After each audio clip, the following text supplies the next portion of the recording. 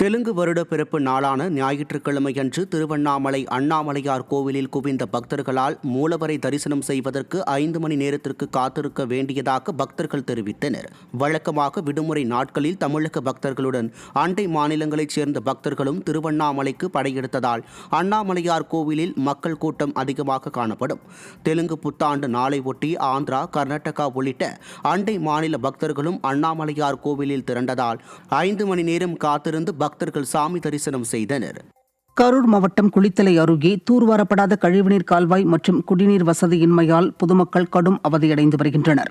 குமாரமங்கலத்தில் கழிவுநீர் வடிகால் சரியாக தூர்வாரப்படாமல் உள்ளதால் குப்பைகள் தேங்கி கொசு தொல்லை அதிகரித்து தொற்றுநோய் பரவுவதோடு குழந்தைகள் கால்வாயில் தவறி விழும் அபாயமும் ஏற்பட்டுள்ளது. ஸ்டாலின் அரசு ஊராட்சி நிர்வாகத்திடம் இதுகுறித்து பலமுறை தெரிவித்தும் நடவடிக்கை எடுக்கப்படவில்லை என இந்த பகுதி மக்கள் விரக்தியுடன் தங்கள் வேதனையை வெளிப்படுத்தினர். குழந்த உளுந்து சாராப்பில் கடந்து அப்புறம் தூக்குனோம்.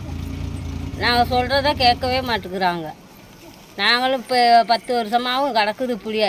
கொசு கடியில் தூங்க முடியல, நோய் வருது. என்ன செய்யறது? நாங்களும் சொல்லி பார்க்குறோம், அல்ல மாட்டேங்கிறாங்க.